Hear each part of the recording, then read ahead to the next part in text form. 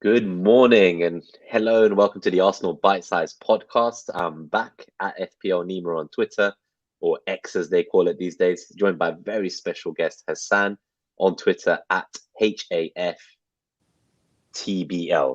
It's football without the O's, I'm thinking, and the A's, so Yeah, no vowels yeah, there. for sure. But yeah, Hassan's obviously been a guest previously. I think when I was away for my sister's wedding in Beirut in August, I think it was. I remember hmm listening to the pod in the streets of Beirut, running hmm around trying to do some shopping, and it was amazing to hear Hassan for the first time and hear hmm his like really good takes on Arsenal. Obviously, he's a long-time Arsenal fan, and I'm just really glad to have him here while Clayton's away.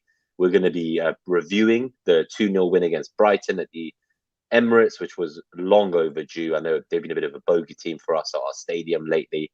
And then at the end of it, we're going to quickly have a look at the weekend ahead against Liverpool at Anfield, hopefully breaking another duck off our back there as well. So before we go deep into the details, I'd love to just ask you, Hassan, for like maybe just your high level thoughts or summary of like the game, what you liked about it, maybe if you saw anything new. And then I'll also give my summary of kind of the game and we'll go through more of a detailed match report from there, I think.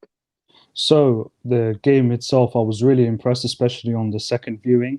I saw that we really wanted to start really quickly, really strong, really fast. We won the ball back within the first 20 seconds from a high press from Saka on the right side with Rice, and then Kai gets the ball, and then we nearly have a shot where Saka drives past Milner, and then he gets the cross in, and then Kai missed the ball. But overall, it was a really quick, aggressive start. We kept winning the ball back. They couldn't really build up. Their defensive midfielder Gilmore tried to go left back a few times, but apart from that, we just kept on blocking their what's the sort of pass? They tried to play these little wall passes around you, and we just blocked that, and we just kept winning the ball back, and they were defending a lot.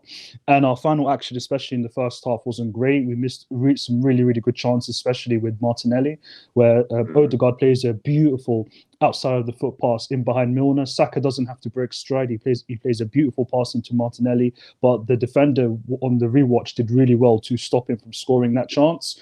But overall, we went into halftime not scoring, but second half we started strong again. We really like stopped their build up, pressed them really high.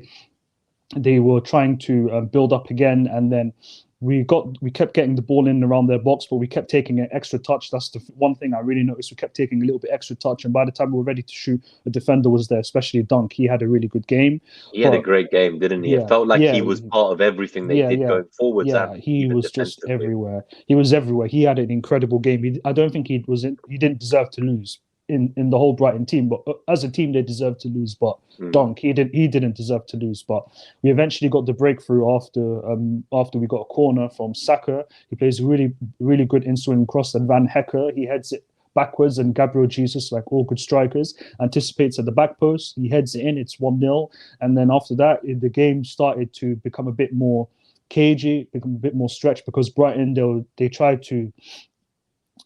to what's the word I'm looking for? They just tried to like gamble a little bit more. That's the word I'm looking for. They Mm. gambled a little bit more. The game state is 1-0. We just sat off a little bit, and then they tried stretching us a little bit more. They kept boxing us in. They boxed us in a little bit, but we rode the storm out. Gross had that big chance when Matoma ran in behind White, and then he missed that chance. If he was on his right foot, I think we'd be talking about a different game, but he took it on his left, and he luckily missed. And after he missed, Havertz had the chance to make it 2-0. He took it, and that's it. That's the game. It was a good, very good all-round team performance, especially against the ball. I think, yeah, that's a perfect summary. I think that really, especially for anyone who hasn't had the chance to rewatch it, it seems like a game that's definitely worth rewatching. Of all the games this season, it felt like this was the game where we kind of arrived, I would say. So, Mm. after I guess not shock, but after the loss against Villa, not shock, but it just felt like last season or maybe the season before, we always had this situation where when we would lose a game, we'd go on to lose 3 games in a row before we bounced back.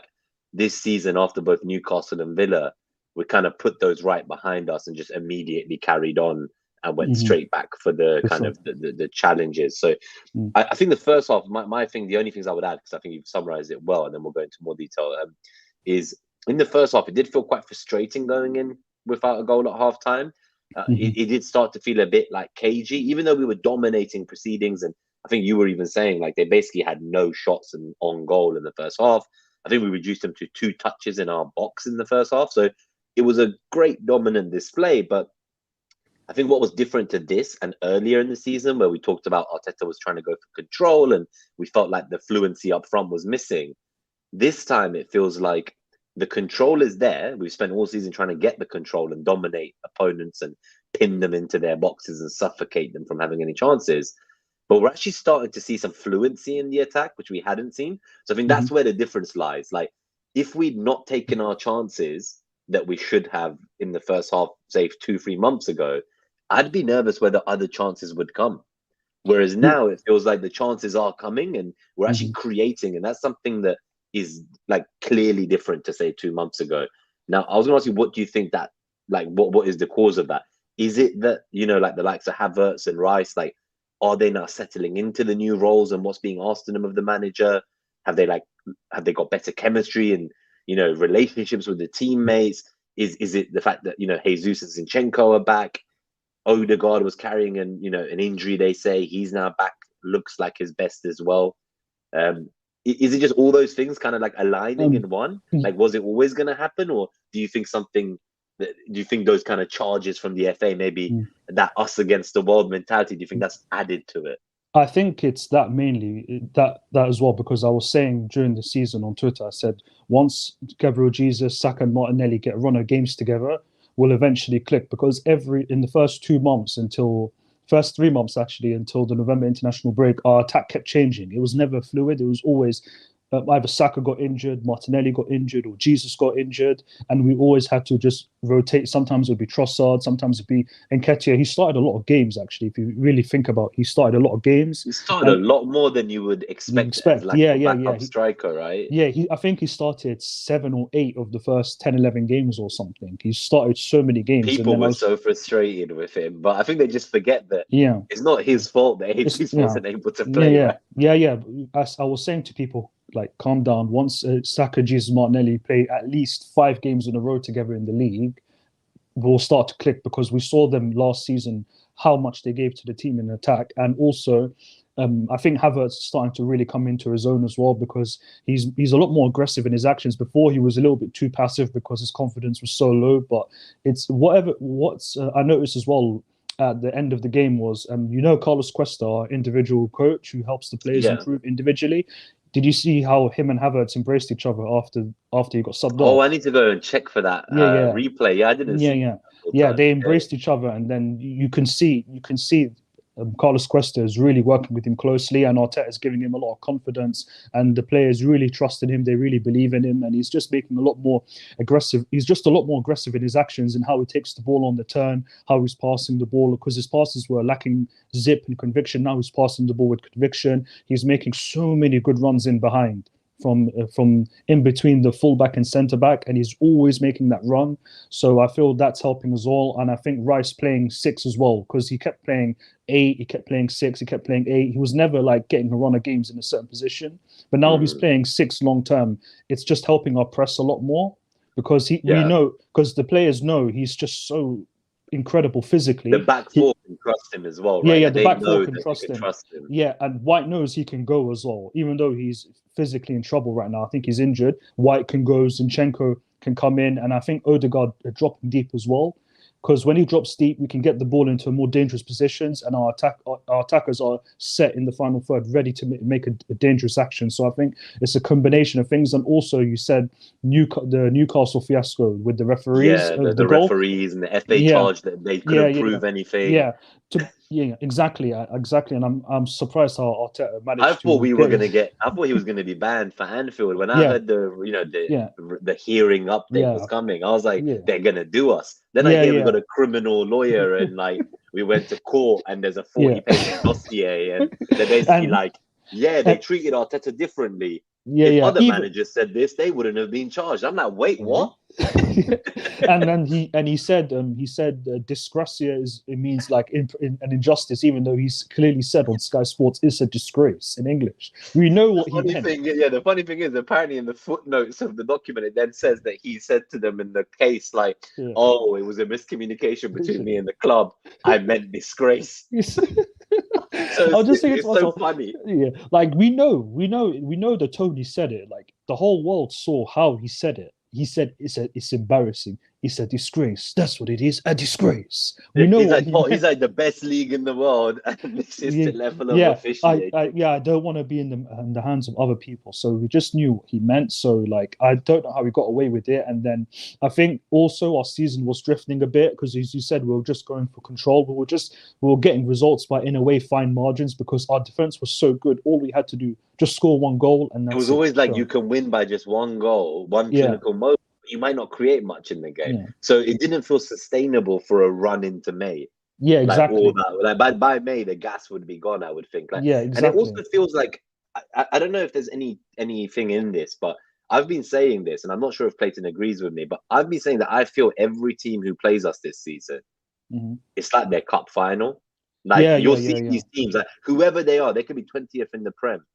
They'll Hmm. play any other team, they'll just play their normal weekly style. They Hmm. come to us, and teams that normally look to actually play football, all of Hmm. them are defending for their lives. Like it's like Yeah, they're all there waiting for a quick counter or a transition, yeah, and and they're like super none of them clinical want to as play well. Saliba as well, right? Because they know Yeah, that on the counter he is just there, he is yeah. ready. Like Gabriel one as on well. one, yeah, both. So imagine having both of them coming for you. Like Hmm. I think they cherish these big strikers who want to Hmm. like knock the ball down and battle in the air. So like Yeah, they yeah, love the like Saliba against Haaland earlier in the season. Like yeah, yeah. they love those battles. I think the Mm. strikers they're most concerned about, and that I'd be concerned about them facing, is like someone shorter, more technically gifted, Yeah, really rapid, like doing a little yeah, bit of dancing around them, trying to yeah. Like drop them on the floor. like Firmino last season at the Emirates, for example, the way he's able to come in, spinning behind that type of striker is a bit more dangerous. Against big strikers, I'm not worried about them at all. Like Ferguson, I don't think he even had a shot against us. That's crazy, man. Like, And and I he's would like obviously a really up and Yeah, coming player. But yeah, go ahead. I would like to include one thing. With Newcastle, when I said our season was just drifting, we were just like Mm. defending so brilliantly. We'll get one goal and that's it. I felt our season was drifting. I felt we just needed something to give us a spark, and that Newcastle fiasco, I think, saved our season because ever since the Newcastle fiasco, I think we've been playing really, really good and we've won all our games bar Villa, which also Mm. where PGML decided not to give us two clear The penalties and have and this crazy, right? and took a goal from us, from a clear legal goal from Havertz. So it It is what just it feels is. like we always get screwed over, but Yeah, we need to make it so that we're yeah, creating so many chances that yeah, those don't matter. yeah. Like And I saw one we stat should just as win well. regardless of the rest. I saw one stat. Since Newcastle, we've created 30 big chances in all competitions and scored like 21 goals and 17 XG. So I think our offensive potential ever since Newcastle has gone on an incline. It just keeps getting better and better. So I'm really pleased with how the club, how the players, how the coaches reacted since Newcastle. I don't think I can ask for even more than what they're doing. I'm just really What I'd love pleased. to ask you is about some specific players, actually. So I'll just quickly Hmm. put the lineup up that we had Hmm. versus Brighton. For the podcast listeners, we had obviously Raya in goal, White, Saliba, Gabriel, Zinchenko, Odegaard, Rice, Havertz, Saka, Jesus, Martinelli. It feels like we've not changed the 11 for the first time in a while. Like it seems a bit settled as well. I want to ask about the two wingers. So I want to ask Hmm. about both Saka and Martinelli because I feel like they do two different things, but they are unreal carrying this attack at their age for a Hmm. team top of the table. Hmm. I feel like a lot of people have been giving Saka disrespect. Like maybe it's more rival fans, even our own fans. They feel like he's had a slow start to the season or whatever. Martinelli, obviously, he was out injured for a while. He's now back. But I know that he just recently scored his first goal, like or in like 10 games or something. And he's only got Hmm. like 2 league goals in like, nearly half a season. When you compare that to his 15 league goals last year, obviously it feels a bit frustrating. But I just feel like this is a situation where people are putting too much emphasis on goals and assists Hmm. because I just feel what Martinelli does is so unique. And where I've seen, like, say, Trossard play that left wing, he cannot do what Martinelli does off the ball No, for Arteta. no, Like, no. Martinelli is there, just, he literally is just, I guess, what's the word? Like, he is on his own, both defending and attacking. He's everywhere on that wing. And, like, Trossard can play there, other players can play there. Nelson could maybe play there as well. But I just feel like we always talk about how there's no kind of plan B for Saka on the right. I don't think that Trossard is a like for like swap for Martinelli. I think where Trossard has been playing this season, I'm actually starting to think I prefer him playing as like the 8. I prefer Trossard number 9, to be honest, because Or he's 9. Yeah, yeah, or yeah. 9. He plays a lot similar to Jesus in how he attracts the centre backs to come into midfield, and the space opens up in behind. So either one of Saka or Martinelli can attack inside. So I prefer Trossard number 9 for sure. And I think Martinelli, the issue with him is I think he's suffering the most with Kai Havertz playing left centre mid, because last season we had Xhaka left centre mid, and he's a high volume passer and he's able to overlap as well. And Jesus would always come into the left. He would always come into the left wing, and then Martinelli would attack inside, and that's how he got his goals. And I just think with also Zinchenko not really overlapping as well, I think he's playing 2v1 most of the time, all the time. And he's always on the wing, right? So it feels like he's like literally touching the like the corner flag at times. Yeah. He's basically Is that how can you score from that part of the pitch, right? Obviously you can't. But it feels like this is what I mean by he's underestimated, because still what he does is so important. Because if you take what we said about every team's coming and playing us like a cup final now, because they want to obviously, you know, get a win against us, it's kind of obvious at this stage. At the same time, if they're both being doubled up on, I think it was Saka who was saying in an interview that both of them are getting doubled up on. So they're just having to train and learn new ways to like unlock defenses. So we're in this situation where we're just taking it from left to right outside the box. And we're just hoping to find a hole to put a pass in so someone can get the shot off. But it feels like we're kind of like a predator toying with their prey. Like most games would just seem to be like, we'll look at the stats in a moment, but the field tilt is always like, obviously we're just in the opposition's third most of the game compared to them in our third. So I still feel what Martinelli does is so important. You take him out of this team, I don't think our attack can do what it does. But I think people are just looking too much at output only, and they're not respecting how important and pivotal he is to this team. I think whereas Saka, on the other hand, they've also been criticizing him, but then the output is there with him. So it's like, that's wild, right? Like I find it wild that he's there and he's about to, I think he's maybe 4 or 5 goal contributions away from this being his best season already ever in his career. So last season we were like, wow, he got 26 like goal contributions or whatever. One of the only 2 players in the league to get double-digit goals and assists. He's already well on the way this season to beating all competitions numbers. He's got 8 goals, 12 assists in all competitions, if I'm not wrong. So he's 6 off his number from last season's all competitions, 26 or whatever it was. So he's like already Christmas there as well. Before Christmas. And that's what I mean. So I just find it wild. So you got one player on one wing who's being asked to do so much work, Martinelli, and the goals aren't there. So people are like, oh my God, he's not getting returns. He's doing badly. Then you got the other winger on the other side who's getting all the returns. And they're like, oh, but he's not shooting enough anymore. He's just always crossing in. And I'm like, I don't think Saka cares whether he's the one who scores. He just wants to win, the team to win. I think that's what we've built, a team. We don't have a striker like Jesus himself, right? He'll try to lay off the ball most times as well. So we've built a team where they're all trying to just win the game, whatever it takes. I think that's the strength of our team. We don't have a clear superstar. We just have 11 very strong individual players in their own right. So that's our strength. And on Martinelli, you said how he's just all alone and we miss him a lot in certain games. I think we missed him a lot against Tottenham. I think if he was available versus Tottenham, we win the game. Because the space Porro left him behind, Martinelli would have taken advantage and he would have scored. And I think for his situation, I think we need to get fast fullback. A really fast left back. He doesn't even have to be very fast, but just a natural overlapper like White does, for example, that will allow so he can have someone that drives on the outside. Martinelli can go on the inside. When Martinelli's on the inside, good things happen. So I just think that maybe Timber is that guy. Maybe Timber is that. So I just feel like the tactical environment is not really beneficial for him to really show off his qualities, So I think it's mostly on the tactical system, not on Martinelli as an individual, because we know that's what I want to emphasize. He's being asked to do this job by the manager.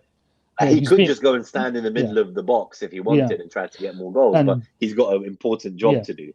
And have you noticed the Champions League? In the Champions League, he looks a lot better because he has a lot more space. In the Champions League, he's got grass in front of him to run onto. We don't see that in the Prem anymore. And against Sevilla, he scored. Away, he scored. Sevilla at home, he got a great assist. And Lens, he was incredible. He was honestly unreal. So I was there for the 6-0, I think it was, when it Yeah, was I was there 5-0 at as well. half time. I was there And as that well. was the wild, because that was my first live Champions League game since Same. 2013. Same. So I That was was like, my wow. that was my first Champions League game ever, and when I heard the music, it brought something out in me because as a kid, I used to watch Champions League on ITV1 on Tuesday night. So I just thought to myself, if I could see the Champions League game one day, it'd be a dream come true. Under the floodlights with the yeah, huge flag in the floor in the middle. yeah, yeah. There's It's something just different about those yeah, UCL nights. They yeah. hit. I would love to experience it again because I'm going to do everything I physically can to go to Porto at the Emirates because Yeah, we've got to both try, man. Anyone who's listening, if you can't make it to Porto and you want to transfer your season ticket membership number to us for that game, please let us know. Yeah. Maybe Clayton can find us some more. I know he's obviously got. I've got a question for you, Nima. Actually, Yeah, Who was your man of the match? It feels like a cop out to say this, but I have to go Declan Rice. I don't know how I could say anyone else, purely because I feel like there was rumors in the morning about him carrying a bug, being sick the night before. There was rumors he might not start, etc. Then he was seen with the squad. Seems like whatever he had, he shook it off. But if that was him, while not well, and it's just like every week, it's like an 8 or 9 out of 10 without fail. We've not heard his price tag mentioned since the day he landed from a single media arrival or anywhere. It's like, that tells you in itself, like, bro, we should have sent West Ham even more money. I thought there was a GoFundMe from Arsenal fans to give them another 20 mil or something. Yeah, so, it was after Luton. Exactly. So for me, I'd say he would be my man of the match. The moment I really liked was, I think it was late in the game, like 85th minute. He's knackered at this point. His give and go.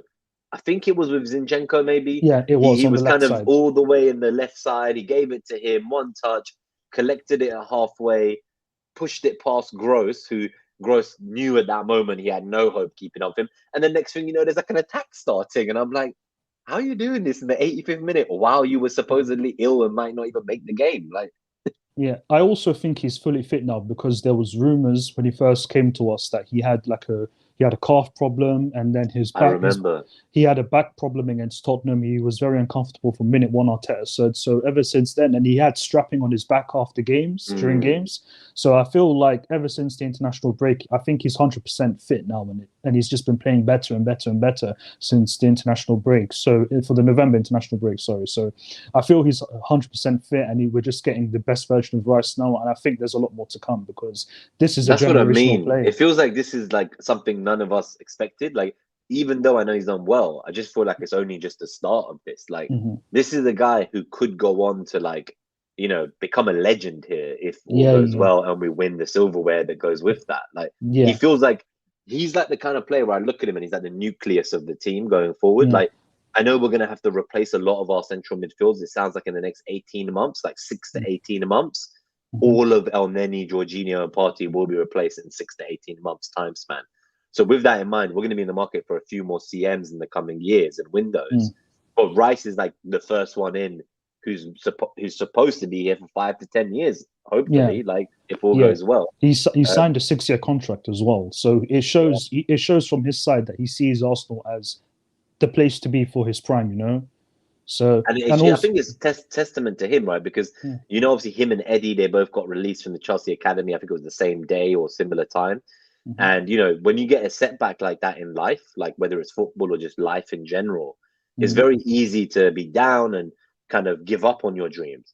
But these are both players who, it's just the fairy tale story that they're both now reunited here, having been friends and gone through all the England age groups together and having been in the Chelsea Academy together. They've kind of like reunited back here again. Yeah, it reminds you of that family feeling as well at Arsenal, of like how all of them feel at home. I think when Kivior arrived, he got brought into the dressing room with his partner after a game. But he wasn't even in the matchday squad. He was just at the stadium, but he went into the dressing room with them. Timber, we saw the video recently of his matchday experience. He's been to every single home game pretty much this season. He goes into the dressing room post-game, pre-game.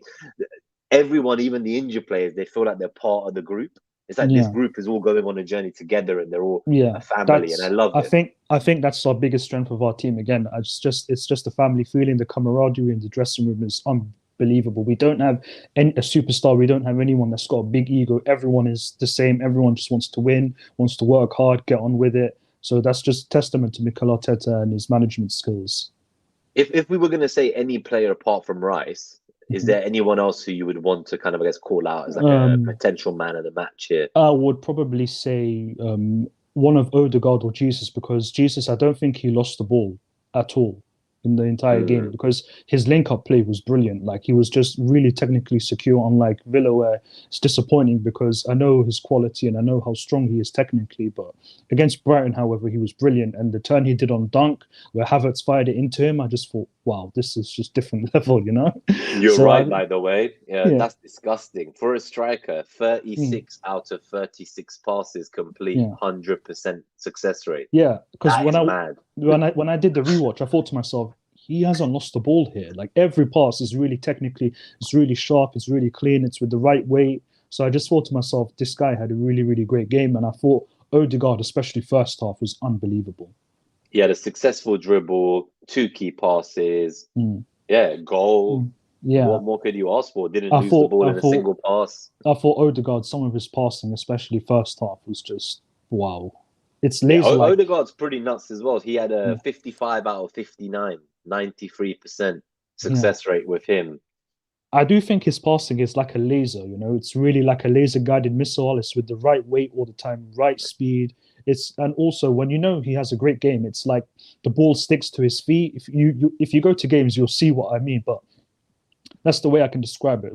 Especially when under contact, when he gets the ball comes to him, and then he just manipulates it in some way where I don't think it's possible. I'm like, how did you do that?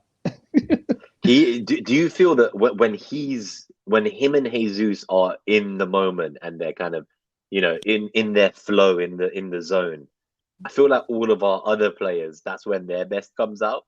Because I know Jesus is what changed this team, right?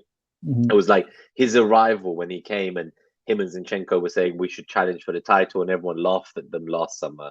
They kind of then went on to show that, oh no, like, we're saying this because we're serial winners.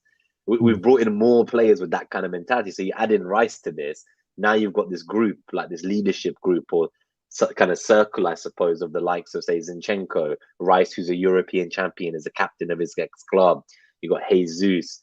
Then you got these young leaders coming through the ranks with the likes of Saka, Martinelli, Saliba. They're all young leaders who've been together, like they've been shaping themselves. I feel like every setback we've had, I think I was talking about setbacks earlier, has made us better. Like missing out on top 4, people thought we'd capitulate because we didn't get 4th that season. Instead of we went on a title challenge. We then missed out on the title. People said we'd struggle to get top 4 this season.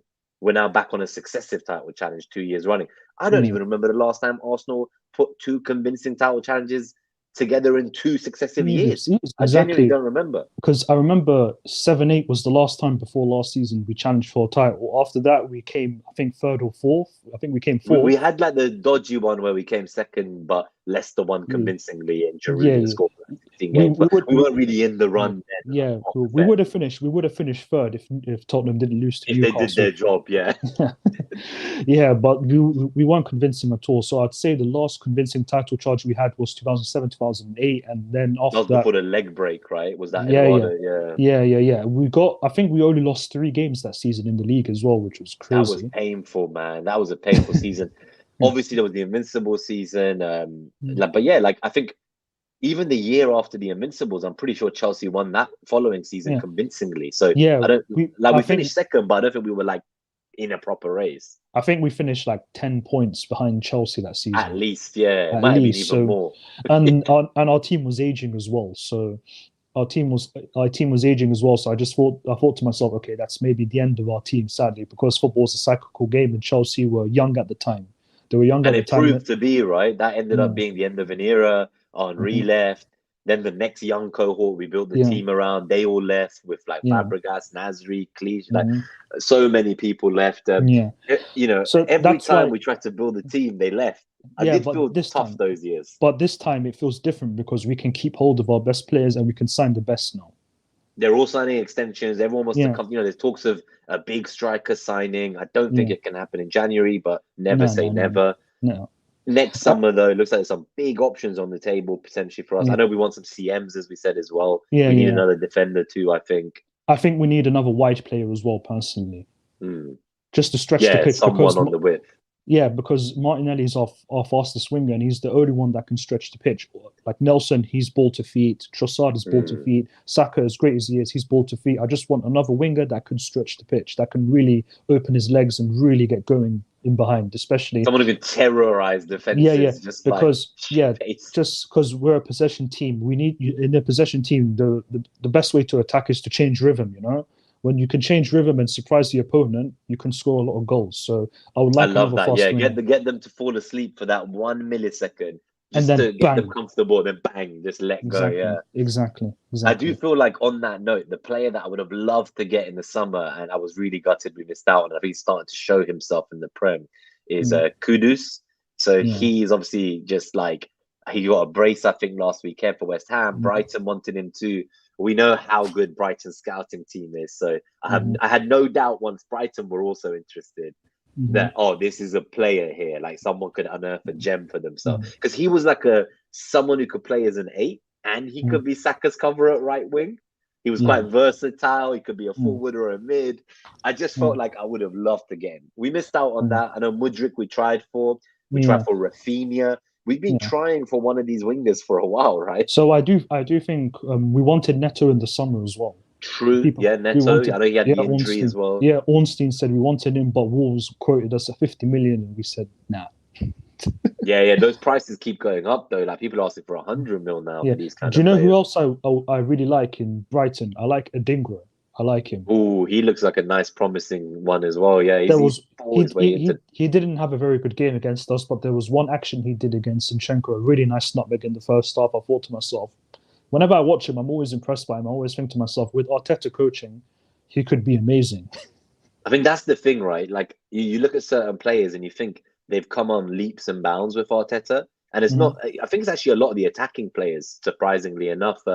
You know, at City, they obviously said, like even Pep and the players themselves said that the likes of Sterling, Sane, they all credited like, you know, their, I guess, improvement and growth on him and his personal coaching, which is quite interesting. And, you know, Zinchenko, I didn't realize this at the time, but supposedly it was Arteta who got him to play this inverted fullback role and converted him from a midfielder, because obviously that's where he plays for the national team. So a lot of these things that we kind of credit Pep with, people say Arteta just copying his team. Yeah, we're not playing the Pep style. We're playing a different style. We're playing Arteta. I think also he was the one that told Arteta told Pep to play Bernardo centre mid. I was going to say, so he's also the one who converted a winger into a CM. So like. Don't be shocked if someone like Saka becomes an 8 in the future when he's older. I was saying to someone in a group chat I'm with, I said when Saka turns probably 25 to 27, he could become an amazing centre mid, because I think people underrate one thing about him, especially his weight of pass is brilliant. Yeah, in honesty, it's so real. His decision making and the ability to put that weight on the pass, the accuracy. Yeah. And how also he can play in the middle of the pitch. He's very sharp on the half turn on both sides, on the left. I love how he receives the ball, man. Like it's like almost back to basics of football, where it's like forget all the complicated stuff. You got to get the basics right, and those are like body shape, the angle you receive at, like how you recycle the ball. Like these are the things that he's drilled into them, I think. Yeah, and it's almost that muscle memory now. Yeah. It's just like how Saka receives on the inside, and then he drives inside, and then he makes the best decision, whether it's on the outside or the inside. I just think Saka is a total footballer, to be honest. This guy can play in any team, any league, any era, and he will be one of the best players. I think this guy. I feel that. That's what special. I mean. So I've been saying since last season that I feel he's already world class. Yeah, I appreciate he's not put up the numbers and output of a Mohamed Salah on the right wing yet. So I'm not going to disrespect Salah. I think he's probably one of the greatest wingers in Premier League history, and he himself doesn't get the roses and respect he deserves. But what I'd like to think is that after Salah, because I'm not going to disrespect him like that and be like, oh, Saka's better after a few good seasons. But I do feel the trajectory he is on, Saka has everything going for him. And if he keeps that humbleness and that mentality of just working hard and not letting fame or ego come in the way, and just focuses on loving the beautiful game, I do think he will go down as like one of the Arsenal greats. I think Saka's got a good family behind him. He's got a good team behind him. He's got a good manager. I think Saka's one of those guys that's just, he doesn't get fazed by anything. He just faces the situation he's in and he deals with it in the best way. Like, remember when he said we deserve more when we were 15th on Boxing Day 2020? Before we played Southampton, once he said we deserve more, the guy got a goal or assist every other game for 2 months. So I just think to myself, this guy, nothing can faze him. He'll just keep being Saka, keep scoring, keep assisting, keep winning, and he's going to go to the top for sure. He's a top player. I just hope we can hold on to him for the long term. He's someone who for years I thought if our project didn't catch up with his ambitions, at some point we couldn't hold on to him. But now I feel with the players we're bringing in, he is going to be staying. Like everyone's staying, right? Like everyone's extending now. As long as we keep showing the ambition we're showing and we keep winning and we win a Premier League or Champions League, I think he signs a 5-year deal this time, not 4 years. I think he signs a 5-year deal as long as we keep winning. And I think if we win a big trophy, a Premier League or Champions League in the next year or two, I think he signs a 5-year contract and he says, I'm going to stay here, and he's going to trust his prime. And he always says, I don't think people realize he convinced Ben White to join the club. He convinced Ramsdale. He convinced Ramsdale to join the club, and he convinced Declan Rice to join the club when Rice had Bayern Munich, Man City, Manchester United. Right? Yeah, like all Saka does, and people say he's not proper Arsenal. He's not really committed. He asks for a release clause. If a player asks for a release clause, he's not convincing the best defensive midfielder in the world to join the club. Come on. Yeah, I think people were so quick to insult. Instead of celebrate the good news of the extension, they were so angry about the length of it and whether there was going to be a release clause, etc. Like, and ultimately, I was like, we have on our hands a player that would walk into any team in world football today. Every team and manager would want him.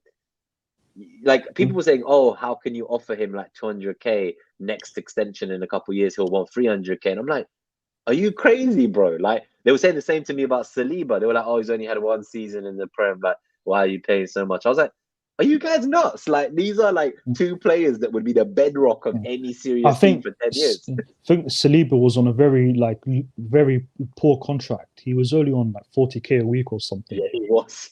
Yeah, if you can't give a player like that just 40k a week, and if you just try and even double or triple his wages, it's not enough. You have to respect him and if he's there playing every week, you got to at least have him on par with the rest of his peers. Yeah, exactly. You have to pay him like he's the best young centre back in the world. So if 200 grand a week for Saliba, I'm not losing any sleep. That's a snip. Yeah, I'm not. We have paid money for way worse players over the years. Yeah, like for example, Lacazette, he was on 10 million a year for 5 years, and we didn't even. And he saw out his contract. And personally, for me, he was one of the worst strikers I've ever seen play for this club. So 10 million for Lacazette, I'd pay 10 million per year for Saliba easily, no problem. Top easily. Player. I think, is there any other players here you want to mention? Otherwise, let's look at the stats real quick. I'm happy to look at the stats. Happy to look at the stats. So this is just a timestamp it so that when we go back, anyone who wants to check this slide on the podcast, if you're listening, I think it's always good to see the visuals. It's 38 minutes in for these. So in terms of these are from Marcar Stats on Twitter. He automates through a stat spot all the data. Really nice visuals. So the XG for Arsenal was 2.93 versus 0.6 for Brighton.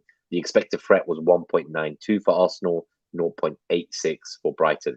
Possession was actually in their favour, 49.6% for us, 50.4% for them, which is surprising when you then look at the field tilt. So 76% field tilt for Arsenal, 23% for Brighton, and the defensive action height, 56 for us, 33 for them. So you can see on the cumulative graph that Brighton's first XG, like that gets measured, doesn't seem to arrive until like the 65th minute or so.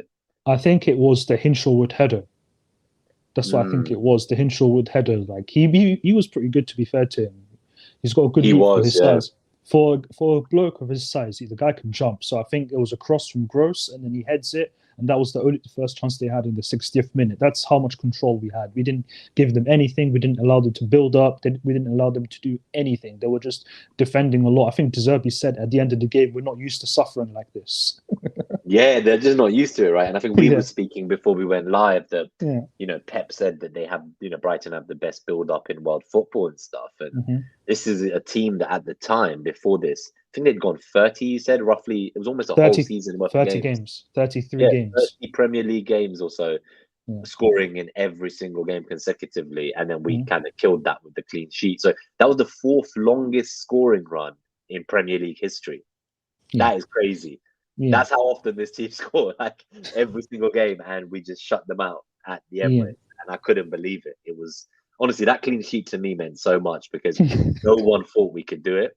And I was there in May when they finished putting the, I guess the hammer or nail in our coffin of our title challenge. I remember Estupinian getting that 3rd breakaway goal in like injury time as well to really finish me off. I was just sitting there. Martinelli went off injured like 15 minutes in or less. Yeah. Next thing I know, they got 3 goals. It's just annoying. It was just annoying. Yeah. To be fair, Arteta, he's coached against De Zerbi 3 times, and he should have in the league at least 3 times, and he should have won all 3 very comfortably. It's just we beat them 4-2. Then we played them in the league. I think the way we played them in the first half in the league when we lost 3-0. I thought we played really good in terms of how we were against the ball, how we blocked their press, how we created situation after situation. But unfortunately, the players weren't able to put the ball in the net, and then they scored a really crappy goal where Ferguson stamped Kiwior in the ankle, and then our confidence just went sadly. But I think Arteta has coached against De Zerbi very well, and he knows how to play against him. And this time, the players they decided the game. So, as always, players decide games. You can be as tactically prepared as you are. You can get the right scheme, get the right pressing structure. But if the players don't put the ball in the net, then it's a problem. But today they managed to do it. So I would like to say credit to the players. They decided the game and they won us the game. Yeah, I do feel it was down to them individuals kind of shining on the day. Let's have a quick look at one more thing before we look at I guess, score predictions and Liverpool predicted lineup. So this was just another graphic from Marcar Stats. It's a table that shows the progression of the ball via carry on the y-axis and progression via pass on the x-axis. So in this match, going back to what I was kind of singing Martinelli's praises, despite the kind of the output on paper not showing, he is up there in the top right quadrant as kind of, I guess, by far the best progression via carry for one. So obviously with the ball at his feet, dribbling. And then equally, we've also got progression via pass. He's still kind of high up there too, which we might not have expected to see. So I do feel Saka's up here as well. Like he's still pretty high up there. So, but Martinelli really this game, he was the one getting us forward. Rice and Odegaard appear similar quadrants. Saliba's there, interestingly. It's interesting to think that he's such a big part of the build-up and carrying the ball up the pitch. Yeah. But yeah, those kind of 4, that's the spine of the carry, it feels like. It's kind of like Saliba, Rice, Odegaard, and then Martinelli, Saka waiting for them. Yeah, they seem to be the pivotal ones. On the rewatch, I thought Martinelli had a much better game than I anticipated because in the game live at home, I was getting frustrated with him. But watching it back, especially second half, he was really good. He was really carrying the ball. He took the game to them. He was dangerous on the counter attack, laying balls off, getting us forward with his dribbling or his passing. And I think he should have got at least 1 assist with the cross he put in for Kai, and he put it over the bar. Yeah, the cut, because I think Kai didn't quite get over the ball. So if he got just over it, he might be able to keep it down. And that felt. And I know Martinelli, something I've noticed, maybe this is what would make people not be as frustrated with him long term, is I do feel that when it comes to finishing, I feel like there's certain shots he takes. I think it's maybe on his left foot. And whenever he takes those shots, they're just like totally off target. He just skies them over the net. So I don't know if it's like he needs to work on the left foot shooting, or it's just that actually defenders are so good at closing our players down that they're just making it impossible to get a good angle, to get it on your correct foot. Like, also, I feel he takes too many touches before he shoots. Like in the first half, there was one time where he cut in, and then he had a good avenue to shoot, but he took 1 extra touch, and then the defender got in front of him. I think Saka is guilty of that at times. He takes 1 extra touch, especially if it's on his right foot. He takes an extra touch, and then the defender can get across, and then he can make the shot more difficult for him. And then he'll either put it over or he'll block it. So I just think they're taking a little bit too many extra touches. I just feel they're going through a bit of a downward patch, because attackers, especially wingers, they're very up and down. Sometimes they can be really, really good. Sometimes they can be really, really down.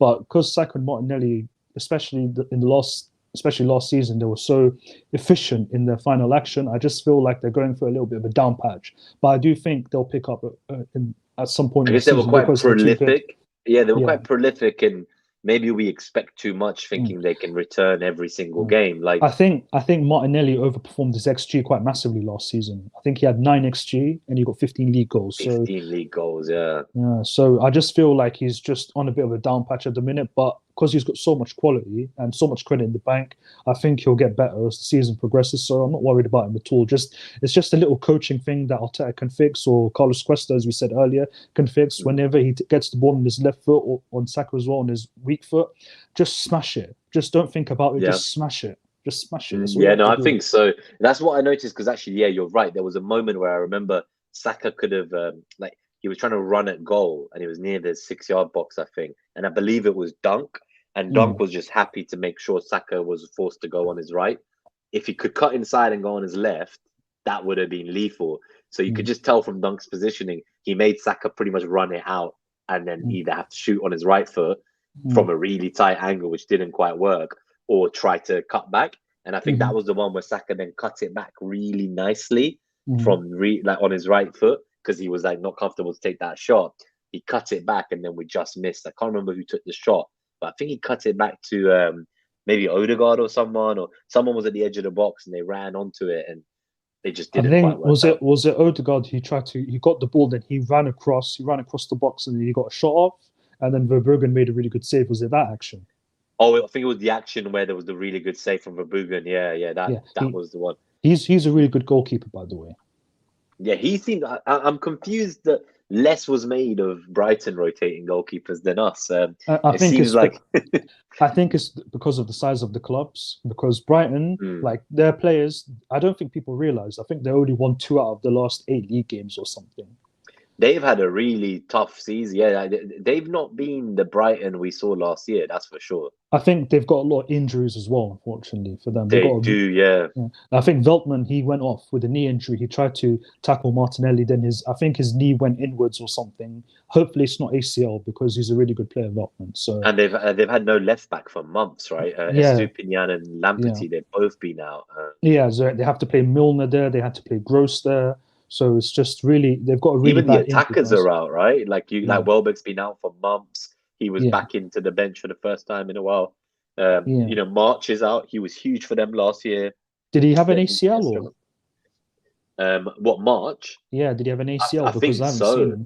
Yeah. Oh no, Solly March ain't coming back anytime soon. Yeah, I have a feeling he's like maybe end of the season, maybe. Yeah, he looks serious. Have a look. I'm actually researching this now because he was really good last year. He was. He's had 2 knee surgeries and he's out for the rest of the season. Bloody hell. Long term out. So I feel for him, because obviously that team, like, I know they keep finding someone to replace the players they sell will get injured, but it's adding up. Like, I don't think they've kept a single clean sheet all year, and no, they haven't kept. Squad is out. They haven't kept a clean sheet for like 20 games or something consecutive or something like that. It's tough, man. They are really in the sticks, but hopefully they come back. I enjoy seeing teams like Brighton do well in the league. To be fair, they've managed Europe and Premier League quite well, even though it's even though it's come at the cost of their league form. But they've done very well in Europe, and especially in a very tough group. They had Ajax, they had Marseille, and AEK Athens, and Ajax and Marseille are very competitive in Europe, and they've done well against them. So I would say Brighton have got a good chance of Europa League if they can get their best players back, for sure. No, yeah, I would love to see by February, hopefully a few of these guys are back. Obviously not March, but hopefully they can carry on in Europe and crack on. It's also good for the league, right? Because that coefficient goes up. Who gets the 5 spots? Yeah, I noticed in the draw, there's only us and Man City are representing England in the Champions League. Yeah, the entire Champions League is painful, man. I think right now we don't get the 5th spot. I think it was Italy and another country. Yeah, it's Italy, so only top 4. So I'm glad it's top 4, because 5th place getting Champions League doesn't sit right with me personally. Like, it just doesn't. Especially if it's Man United. No, I don't think they'll make it. I think Tottenham will get 5th place, to be honest. Yeah, United are in dire straits of their own. I was watching them in the Liverpool game. They just defended. They didn't do anything. They just look like a shadow of themselves. I saw some stats that, like, we were frustrated about kind of the passes into our attack and chance creation. I saw that Højlund and Martial have received the least passes of any forward in the entire Premier League. So it's like, like I think I saw another one, and this one was really damning. So since Rashford's been obviously out injured and stuff, right? This was the kicker. When I saw this, I couldn't believe it. I'll just read it out for you. So, so Anthony has played 5.5 hours with Højlund, and he's passed to him twice.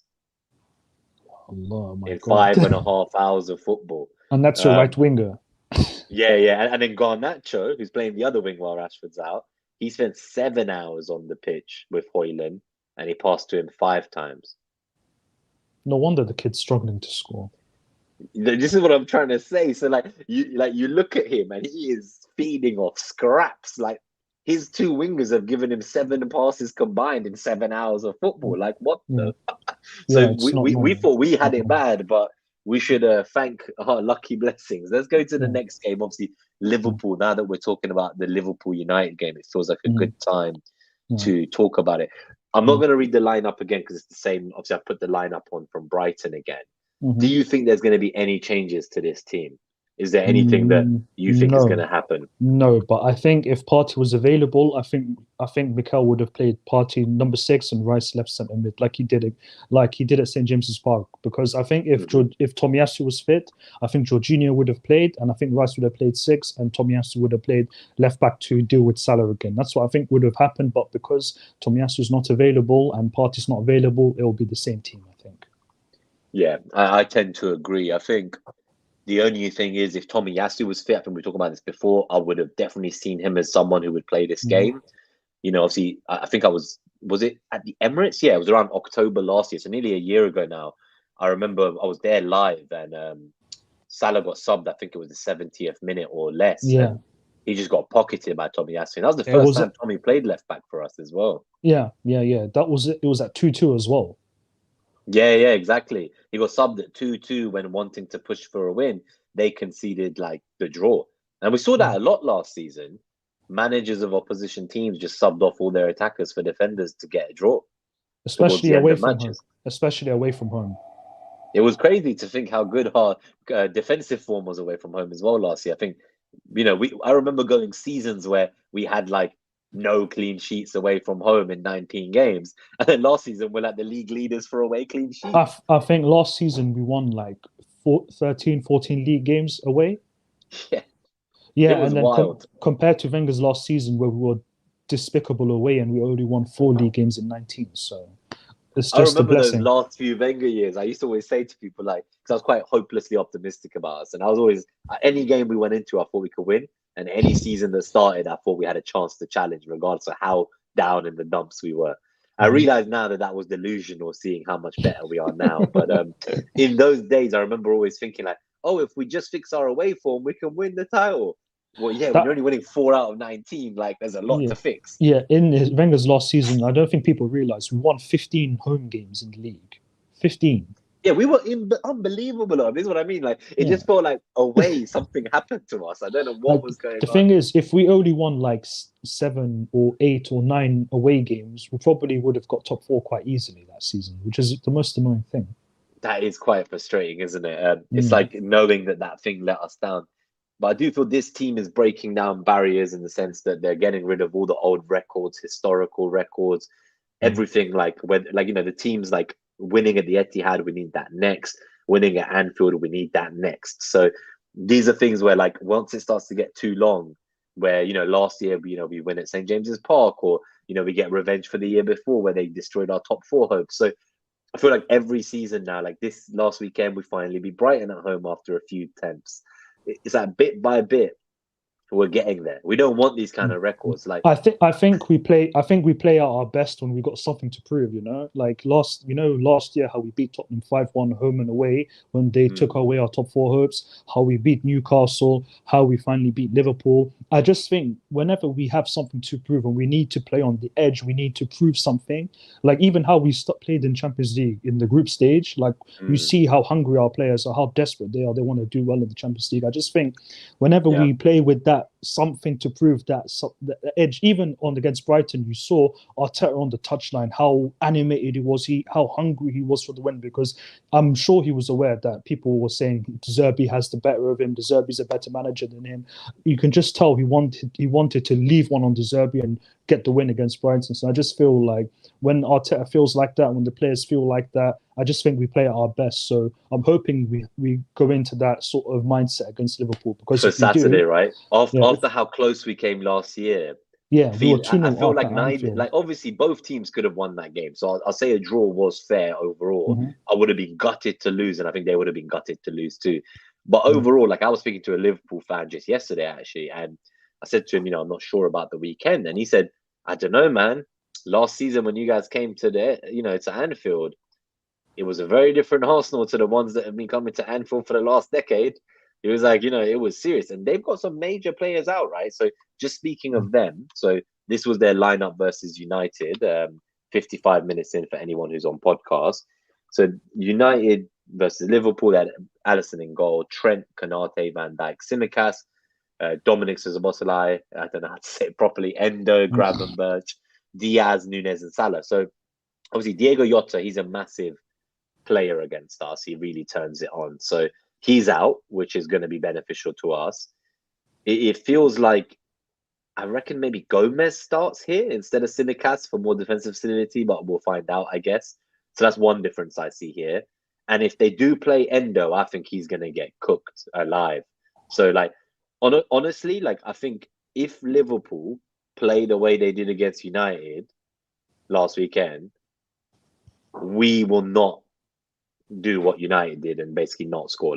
We will take our chances. If they give us the opportunity, we will go and take them out. It feels like there couldn't be a better time. I know it's famous last words, but as I mentioned, there's key players out who, I honestly think the absence of Jota is huge, even though it might not seem like it. And I just feel that we've got what it takes. We can do this. They look dysfunctional in midfield. I think the main thing is that their front three press very narrowly in a free. They'll probably try to go man to man. But if our build up is correct and we can get the first pass past their front three, I think we can attack them at will. Especially their midfield the whole season has been a black hole. There's nothing there. That's so many teams are creating chances, transitions, and clear-cut chances. It's just that Alisson is the best goalkeeper and probably in the world right now, and they've got two players. They've got four players that are dangerous in both boxes. They got Alisson, they got Van Dijk, they got Trent, and they got Salah. Four of them, they make the difference between both boxes. That's why they don't lose many games. But their defense, their midfield, and their defense especially, I think, is not very good. But because Alisson is so good, he kind of covers up a lot of sins. Alisson's covered up a lot of the cracks, hasn't he? He's single-handedly maintained some of their results this season. I saw a stat that he has the most goals prevented in the league, or something like 11 XG he saved. Yeah, he's definitely on that metric, he is leading every other goalkeeper by a distance. Yeah, he's having a legendary season. So, and also I think Van Dijk's back in form as well this season. He looks a lot better than the previous years. Yeah, I do think that they're obviously. I just don't know. How do you see the first 20 minutes? This is a good time to talk about score predictions. So I think how do you see the first 20 minutes going? Or first 20 minutes? First 0 to 20 minutes. I think they're going to press really hard. They did against Man United. They really boxed them in the first few minutes, but they didn't do anything. Their final action was so bad the whole game. Then United started to settle. They started to be more confident in their block, and then they just really let the game pass, because United, as bad as they are, they're good at one thing. They're really good at making you stoop to their level. They're really good at making you play below draining the soul out of any match of football. Yeah. They did that against us, where they thought they controlled the match when it was just Onana and Lisandro Martinez and Lindelof playing 1-2s with each other. But they didn't get to our final third once until we lost the ball in a transition. Yeah, I think it was we gave the ball away, and then they had that Rashford goal, right? But apart from that, they didn't do anything. They didn't really create anything. They didn't do anything. But I think with Liverpool, they're gonna press in a really narrow front three. They're gonna really press us. But if our build up is correct and we're patient, we're clear-minded, that's the most important thing. We have to be calm. If we're calm, we're technically secure. We play the first pass correct. We break their line of free press. we will be able to get at their midfield and really start create chances and create issues. However, the difference between us and United is we'll go out there to win the game, but if we're clinical, if we take our first chance or second chance and we put the ball in the net, I think Liverpool will get desperate. I think they'll get really desperate and they'll Hopefully start they to open up a bit more, leave some space. they'll open up more. They'll leave a lot more spaces, and then we'll just pick them off like we've done against Brighton. We did that against Sevilla. We did that against who else did we pick off quite nicely this season? Man United went in the 3-1 for the third goal. How we just picked them off that in transition. third goal, they just got as soon as we transition. We don't get much chances transition in the Premier League, but you would think Liverpool is a team we will get the chance against. We will get the chance. So I just feel like it all depends on the first 20 minutes. If we can build up in a calm manner and we don't fall for their pressing and we don't fall for the bait and we've got to weather that storm, don't we? Yeah. If we've got to respect the fact it's at Anfield. Yeah. If we play with that sort of lucidity and calmness, knowing the situation, this is Anfield, we have to respect them. They're going to come at us, but we have to play the first pass really nice, really clean, really calm, and just break their first line of three, and then we attack them. We attack their midfield, and we really stretch their defense and like really cause them some problems, especially running backwards. I think we can score goals and we can cause them problems. I think it will be a draw because it's Anfield, but Lord, my heart is saying to me it's going to be a draw, but my head is saying I think we can win. So what would your heart score prediction be and head score prediction? We'll do both. My head is saying I think we'll win 2-1. My heart is saying 2-2.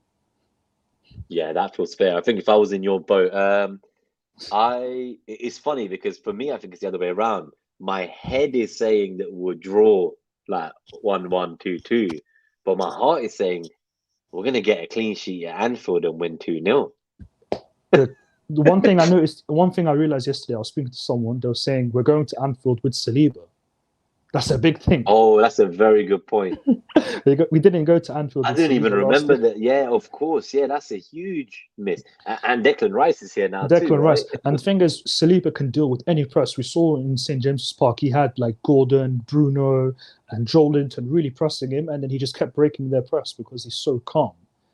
He is so calm on the ball. I don't know where he gets that calmness. I don't know. It's just that's what makes him such a special player. I think with him going to Anfield, it's a different game because this guy is afraid of nothing. Yeah, no, I love it. So I think it sounds like neither of us predict a draw, whether it's head or a loss, whether it's. I don't think we'll lose. I don't think we'll lose. Yeah, I think for me, I see a world in which we draw, Aston Villa slap up Sheffield United, and go top of the league for Christmas, and let them enjoy their flowers if that happens. I just don't see Sheffield United getting anything against Villa in that game. Can I just say one thing about Villa? I don't think they're that good, to be honest. I think they're very good at home. I think they're very good at home. So they have they're like the in-form team at home, I guess. But I would tend to agree that I think by the time the season comes to an end, I don't think they'll be in the top four, let alone. People are saying, should we take them as title challengers now? Obviously, they've done unreal. They beat City and Arsenal in the space of a week. But I'm not convinced they'll be in the top four come end of the season, personally. It's just the chances they gave up, especially against us, and the chances they give up away, I just think it's not really sustainable. Their attack is good. I'll give them that. I'm not going to take anything away from them. It's just the way they defend, especially in this league. If you defend poorly over a long period of time, you'll get found out. No way. Yeah. No way. No, that's fair. No way they're making top four. No way. Yeah, I just don't see a world in which they make top four. It would be very strange. So obviously, hour in, I think we've done a good job. We've managed to talk about the preview of the Liverpool game, a couple of score predictions, and the review of Brighton. Obviously, now just a quick announcement on the schedule. So obviously, Clayton's now going to be away as well for the holidays. So he'll be back at the beginning of January. So that I think I'm just having a look here. He'll be back when we've already played Fulham. So I think we'll do the Fulham review with him when he's back. But until then, I'm going to probably do like a solo short review of the Liverpool game on Sunday, on Christmas Eve. So I might do that in the morning on the 24th real quick. We then have a guest. So we have FPL fella he's a big West Ham fan, season ticket holder. He came on last year with me and Clayton to preview the West Ham game. So we thought, why not get a fan of the actual team we're going to play to come in and preview the game? And hear what they're feeling from their side of the table going into the game. So that'll be quite fun. It'll be a quick one on Wednesday next week, the 27th. And then on the 29th, next Friday, I'll probably do like the West Ham review and Fulham preview together. So it's 3 episodes until Clayton comes back. Quick review of Liverpool on Sunday, fella preview of West Ham on Wednesday, and then review of West Ham and Fulham preview in one, like today's episode next Friday.